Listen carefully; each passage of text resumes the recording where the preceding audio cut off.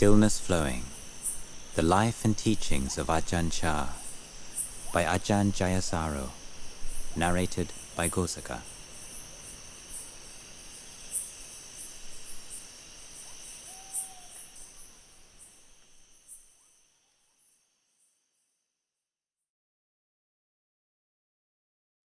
Chapter 8. From Distant Lands, Luang Por and the Western Sangha. Part 2.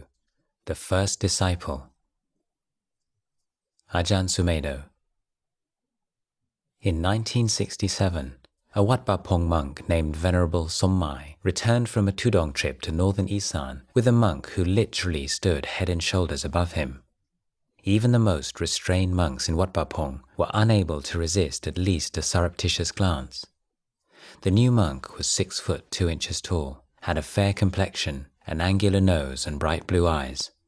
His name was Sumedho. The two monks had met in a meditation monastery in Nong Khai province. Upon discovering that they were both Korean war veterans and that Venerable Sommai spoke English, they had exchanged their stories. Ajahn Sumedho told Sommai how, after the war, he had returned to college and gained a master's degree in South Asian Studies from Berkeley. Upon graduating, he had joined the Peace Corps and taught English in Borneo before moving on to a spell at Thammasat University in Bangkok. He said that it was after receiving meditation instruction at the nearby Wat Maha That that his interest in Buddhism, first kindled by his readings of Japanese haiku poetry during his military service some 10 years before, had ripened into the decision to become a monk. Now, however, after moving to Isan, receiving full ordination, and spending the last several months in a small hut on solitary retreat, Ajahn Sumedho was beginning to lose confidence in the form of his monastic life, and feeling the need for a more rounded way of practice. Venerable Sommai's descriptions of Wat Pah Pong were timely and inspired him. He asked permission from his preceptor to leave, and before long, the two monks were setting off together to walk the 450 kilometers south to Ubon. It would turn out to be a decision with far-reaching consequences. Ajahn Sumedho would go on to spend the next 10 years of his life in Ubon under the guidance of Luang Por. He would form the nucleus around which a community of Western monks coalesced. In 1975, he would establish the branch monastery Wat Pah Nanachat, before moving to England in 1977.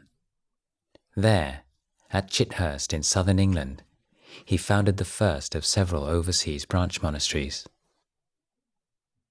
When someone once asked Luang Por whether he had any special connection with Westerners that led to so many becoming his disciples, he replied with a smile that as a boy he had watched a cowboy movie with his friends. Images from it had stuck in his mind ever since, and perhaps they had exerted some kind of attractive force. One of the characters in the movie was this big man smoking cigarettes. He was so tall. It fascinated me what kind of human being could have such a huge body. That image has stuck in my mind until now, and a lot of Westerners have come. If you're talking about causes, there was that. When Sumedho arrived, he was just like the cowboy in the movie. What a long nose! As soon as I saw him, I thought to myself, this monk is a Westerner. And I told him that I'd seen him before in a movie. So yes, there were supporting causes and conditions. That's why I've come to have a lot of Western kith and kin. They come, even though I can't speak English. I've tried to train them to know the Dhamma as I see it.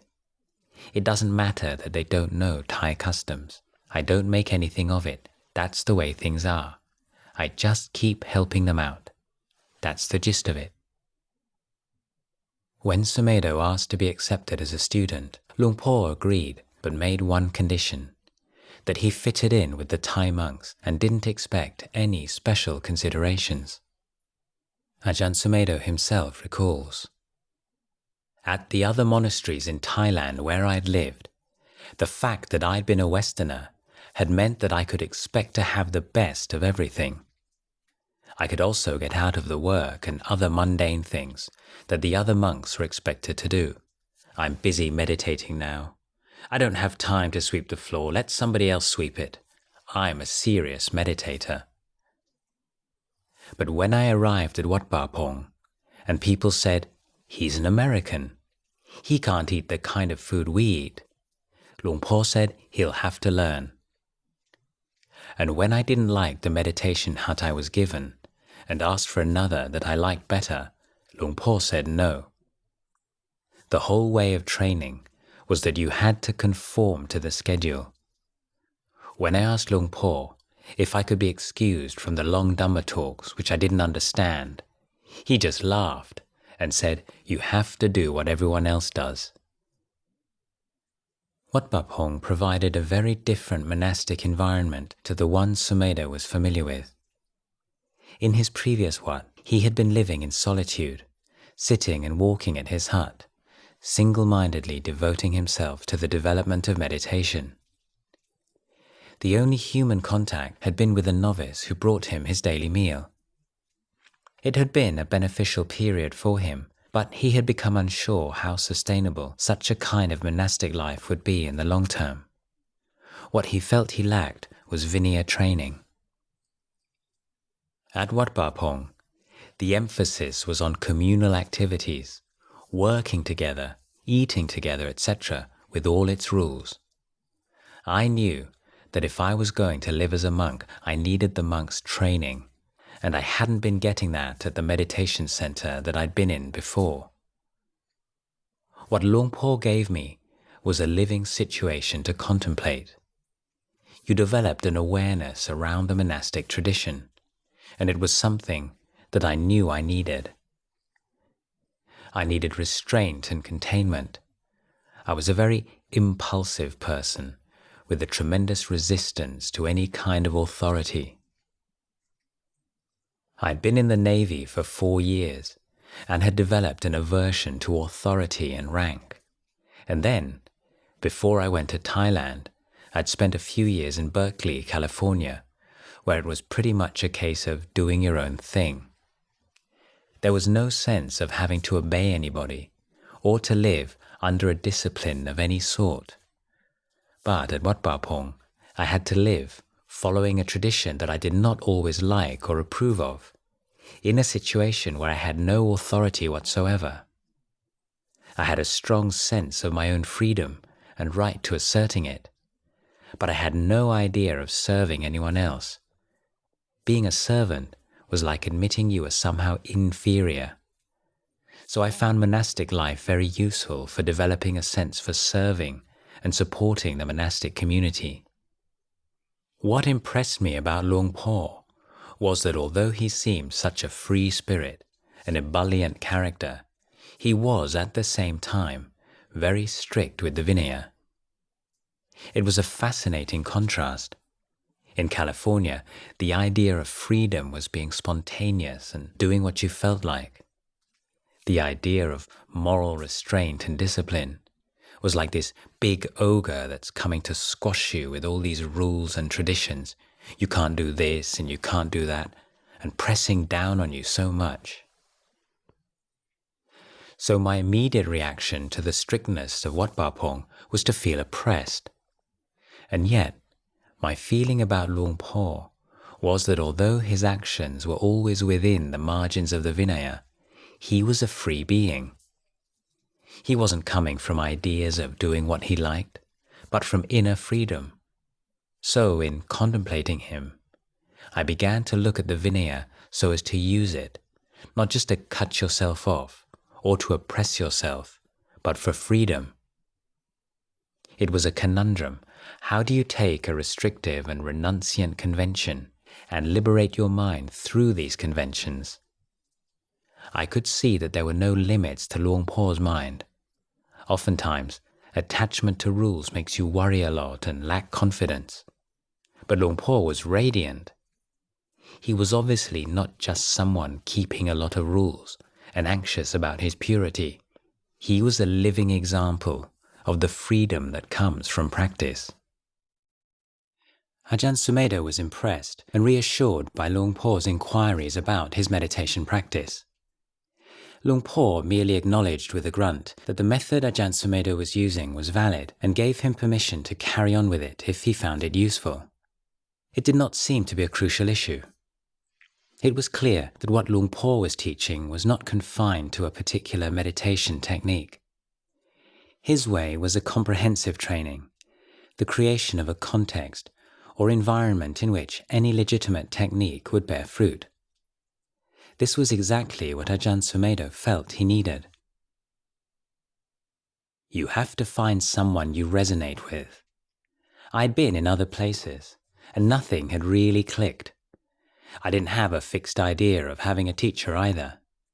I had a strong sense of independence, but with Luang Por, I felt a very strong gut reaction. Something worked for me with him. The training at Wat Pa Pong was one of putting you in situations where you could reflect on your reactions, objections, and so on, so that you began to see the opinions, views, prejudices, and attachments that come up naturally in those situations.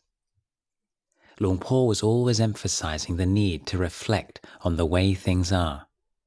That's what I found most helpful, because when you're as self-centered and opinionated as I was then, you really need to open your mind. So I found Luang Por's way much more clear and direct. As I was very suppressed already, I really needed a way of looking at myself honestly and clearly, rather than just trying to suppress my feelings and force my mind into more refined states. He was also very aware of the individual needs of the monks, so it wasn't like there was a blanket technique. He realized that you really have to figure it out for yourself, and so how I saw him, how he affected me, was that he seemed to provide a backdrop for my life from which I could reflect. Even with this kind of appreciation of the way of practice at Wat Pa Pong, Ajahn Sumedho did not find it easy. Apart from the easily foreseen difficulties and frustrations he experienced with the language, culture, climate, and diet, it was the Vinaya, ironically, that caused him most misgivings. His personality had always been an idealistic one. He was drawn to the big picture, the unifying vision, and tended to get impatient with the nuts and bolts of everyday life.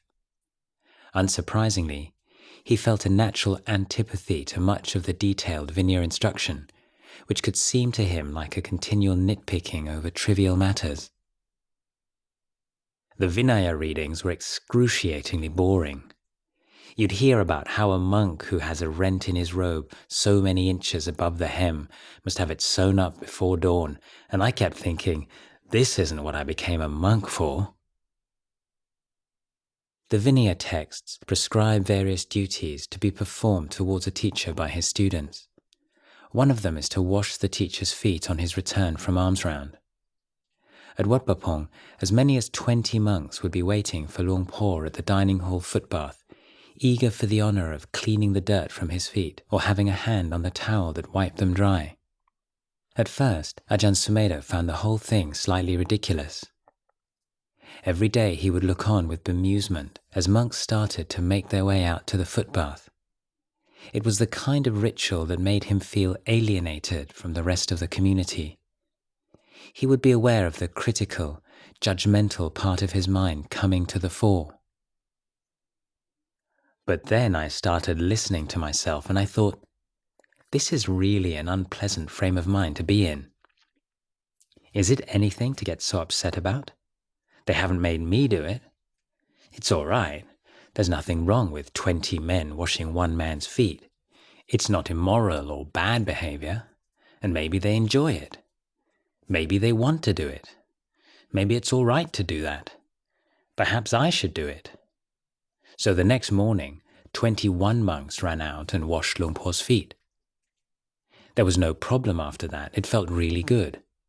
That nasty thing in me had stopped. Although the Buddha called praise and blame worldly Dhammas, even the most dedicated and unworldly spiritual seekers must learn how to deal with them skillfully. Throughout his early days at Wat Pah Pong, Ajahn Sumedho received generous praise. In Buddhist cultures, the voluntary renunciation of sense pleasures in favor of spiritual training is an esteemed virtue. The sacrifices Ajahn Sumedho had made to become a monk inspired both his fellow monastics and the monastery's lay supporters.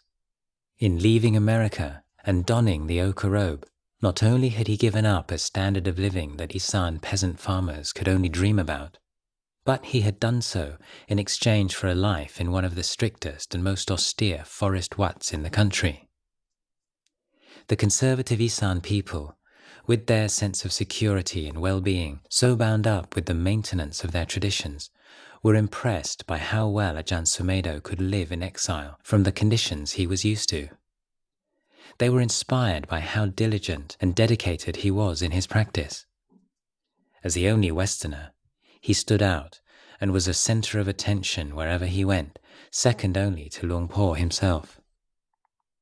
On the other hand, it's common for Thais to possess a natural, apparently almost effortless physical grace, which is enhanced by the monastic emphasis on developing mindfulness through close attention to form and detail. It confused them to see Ajahn Sumedho physically imposing and with an obvious zeal for the practice, but at the same time, by their standards, so awkward and ungainly. In most, it provoked a quiet but affectionate amusement. For some, that amusement was soured with a hint of fear, jealousy, and resentment. Ajahn Sumedho, both a little paranoid and enjoying the attention, could not help but feel self-conscious. They would ask, "How old are you?" I'd say, 33, and they'd say, "Really? We thought you were at least 60. Then they would criticize the way I walked and say, "You don't walk right. You're not very mindful when you walk." And I'd take this shoulder bag and I'd just dump it down without giving it any importance, and they'd say, "Put your bag down right. You take it like this, fold it over, and then you set it down beside you, like that." The way I ate, the way I walked, the way I talked, it seemed that everything I did was criticized and made fun of. But something made me stay on and endure through it. I actually learned how to conform to a tradition and a discipline, and that took a number of years, really, because there was always a very strong resistance. But I began to understand the wisdom of the Vinaya, and over the years, my equanimity grew. Pushed. After a few years, Luang Por's attitude to Ajahn Sumedho changed. Seeing his disciples' growth in confidence and the praise he was receiving, he began to treat him more robustly.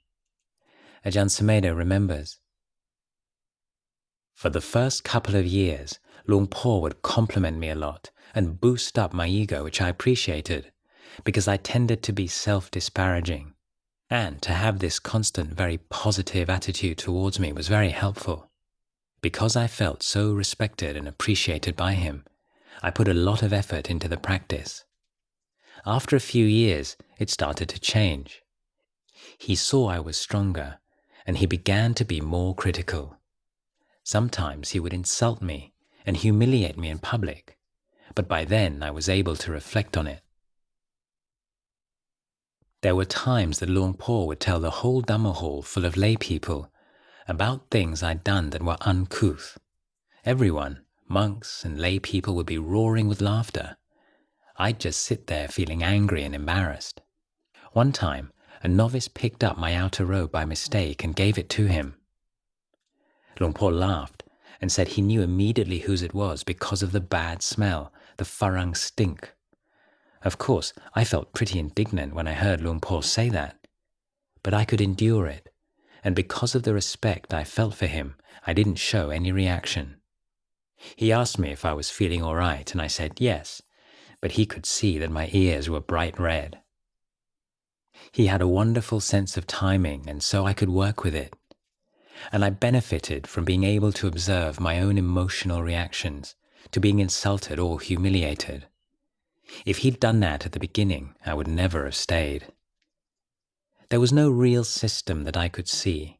You just felt that he was just trying to help you, forcing you to look at your own emotional reactions. And I always trusted him. He had such a great sense of humor. There was always a twinkle in his eye, always a bit of mischief, and so I just went along with it. Many of Ajahn Sumedho's most vivid memories of his early years at Wat Pah Pong are of occasions when some dark cloud or other in his mind dissolved through a sudden insight into the desires and attachments that conditioned it. Luang Por's genius as a teacher seemed to him to lie in creating the situations in which this process could take place, bringing a crisis to a head, or drawing his attention most skillfully to what was really going on in his mind. His faith in Luang Por allowed him to open up. A smile from his teacher, or words of encouragement at the right moment, could make hours of frustration and irritation seem ridiculous and insubstantial. A sharp question or rebuke could wake him up from a long bout of self-indulgence. He was a very practical man, and so he was using the nitty-gritty of daily life for insight. He wasn't so keen on using the special event or extreme practices as on getting you to wake up in the ordinary flow of monastic life, and he was very good at that. He knew that any convention can become perfunctory and deadening after a while, if you just get used to it. He was aware of that, and so there was always this kind of sharpness that would startle and jolt you. In the early days, frustration was the major fuel of Ajahn Sumedho's suffering. The afternoon leaf-sweeping periods could be exhausting in the hot season. One day, as he toiled in the sun, his body running with sweat, he remembers his mindfulness becoming consumed by aversion and self-righteousness and grumbling to himself, "I don't want to do this. I came here to get enlightened, not to sweep leaves off the ground." Just then, Luang Por approached him and said, "Where's the suffering? Is Wat Pah Pong the suffering?" I suddenly realized there was something in me which was always complaining and criticizing, and which was preventing me from ever giving myself or offering myself to any situation. Another time I had this really negative reaction to having to sit up and practice all through the night, and I must have let it show. After the evening chanting, Luang Por reminded everyone that they should stay and meditate right through to dawn, except, he said, for Sumedho. He can go and have a rest. He gave me a nice smile, and I just felt so stupid. Of course, I stayed all night. There were so many moments when you were caught up in some kind of personal thing, and he could sense that. He had the timing to reach you in that moment when you were just ripe, so that you could suddenly realize your attachment. One night we were in the small hall where we did the Patimokkha, and his friend Luang Por Chah came to visit. Usually after the Patimokkha was over, we would go and have a hot drink, and then join the lay people in the Dhamma hall. But on that night, he and Luang Por Chah sat there joking with each other for hours, and we had to sit there and listen. I couldn't understand what they were talking about, and I got very irritated. I was waiting for him to tell us to go to the Dhamma hall, but he just carried on. Every now and again he would glance at me. Well, I had a stubborn streak, and I wasn't going to give up. I just got more and more angry and irritated. It got to about midnight, and they were still going strong, laughing like schoolboys. I got very self-righteous. They weren't even talking seriously about practice or Vinaya or anything. My mind kept saying, what a waste of time. They should know better. I was full of my anger and resentment. He knew that I had this stubborn, tenacious streak, and so he just kept going until 2 a.m, 3 a.m. At that time, I just gave up to the whole thing, let go of all the anger and resistance, and felt a wave of bliss and relaxation. I felt all the pain had gone. I was in a state of bliss. I felt I'd be happy if he went on forever. He noticed that and told everyone we could leave. Speaking from the heart. Given Ajahn Sumedho's celebrity and his growing proficiency in Thai, it was natural that Wat Pah Pong's lay supporters would be eager to hear him give a Dhamma talk. 4 years after his arrival, Luang Por decided that the time had come for his first Western disciple to begin a new kind of training, that of expounding the Dhamma. The opportunity arose during a trip to a branch monastery. As evening approached, a large number of lay supporters started to file into the monastery to participate in the evening chanting period and to listen to a Dhamma talk from Luang Por. With no prior warning, Luang Por asked Ajahn Sumedho to give the talk. The prospect of ascending the monastery's Dhamma seat and struggling to give an extempore address to a large audience in a language in which he was not particularly fluent was an intimidating one. Ajahn Sumedho froze and declined as politely but firmly as he could. But with his strong trust in Luang Por and the realization that he was merely postponing the inevitable, he began to reconcile himself to the idea that soon he would have to start teaching. When Luang Por invited him to give a talk on the next observance day, he acquiesced in silence. Despite being well aware of Luang Por's view that Dhamma talks should not be planned in advance, Ajahn Sumedho felt insecure. At the time, he was reading a book on Buddhist cosmology and reflecting on the relationship between different realms of existence and psychological states. He made some notes for the coming talk. Observance day soon came, and Ajahn Sumedho gave the talk. Although his vocabulary was still quite rudimentary and his accent shaky, it seemed to go down well. He felt relieved and proud of himself. Throughout the next day, lay people and monks came up to him to express their appreciation of a fine talk, and he looked forward to basking in the sun of his teacher's praise.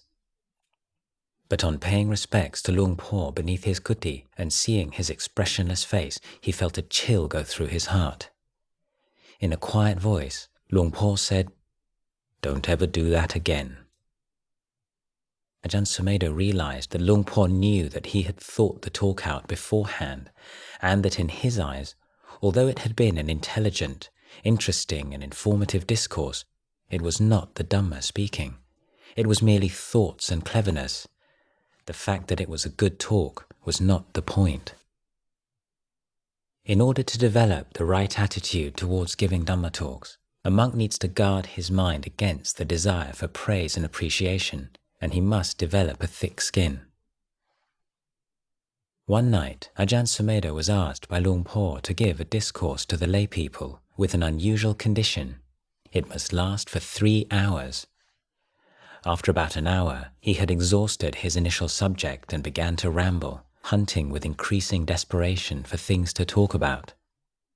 He paused, repeated himself, and embarked on long meandering asides, painfully aware of members of his audience getting bored and restless, dozing, walking out.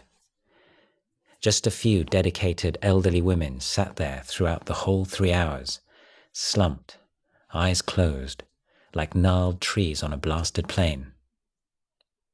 Ajahn Sumedho reflected after it was all over. It was a valuable experience for me. I began to realize that what Luang Por wanted me to do was to be able to look at this self-consciousness, the posing, the pride, the conceit, the grumbling, the laziness, the not wanting to be bothered, the wanting to please, the wanting to entertain, the wanting to get approval. Turn and face the strange.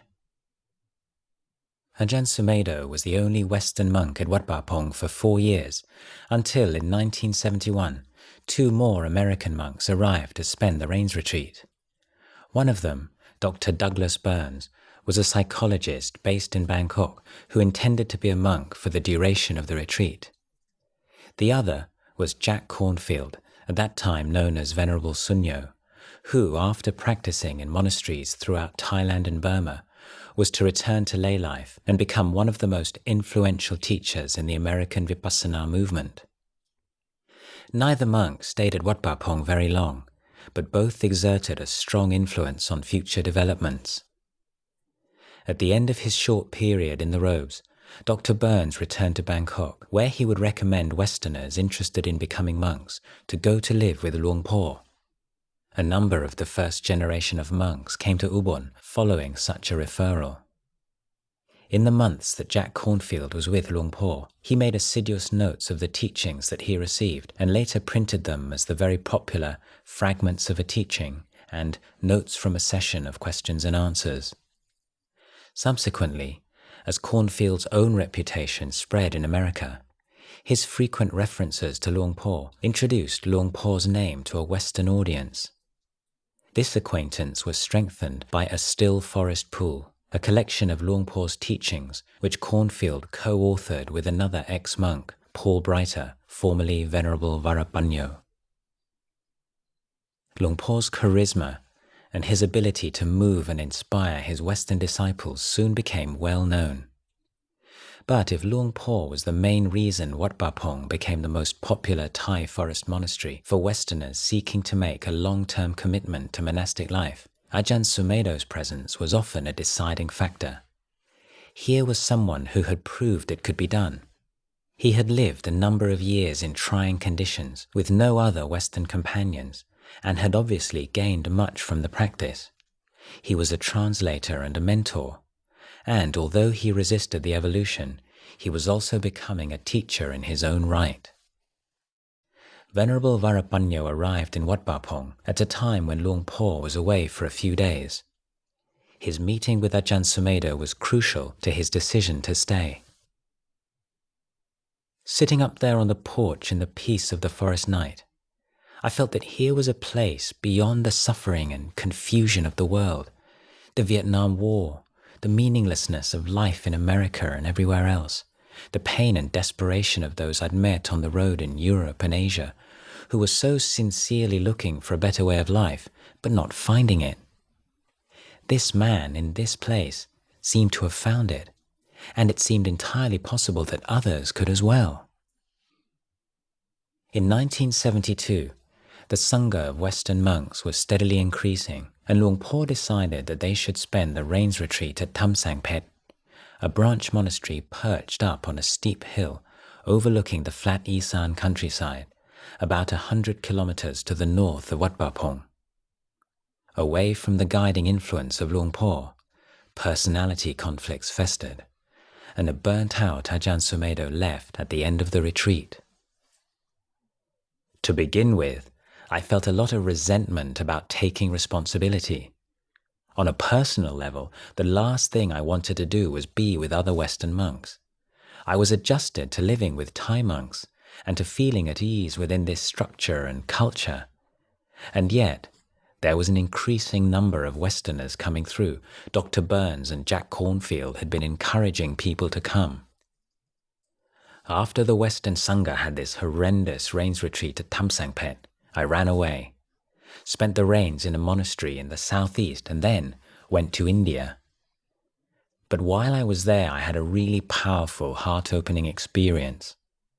I kept thinking of Luang Por and how I'd run away, and I felt a great feeling of gratitude to him, and I decided that I would just go back and serve.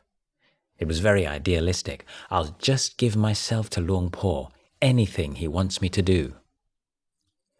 We just opened this horrible branch monastery at Suan Kloi, down on the Cambodian border, and nobody wanted to go and stay there. I'd gone for a Katina ceremony and been taller than all the trees. So in India, I thought I'd volunteer to go and take over Suan Kloi. I had this romantic image of myself. Of course, when I got back, Luang Por refused to send me there, and by the end of the year there were so many Westerners at Wat Pah Pong that he asked me to translate for them. Basically, I trusted him, because he was the one pushing me into things that I wouldn't have done by myself.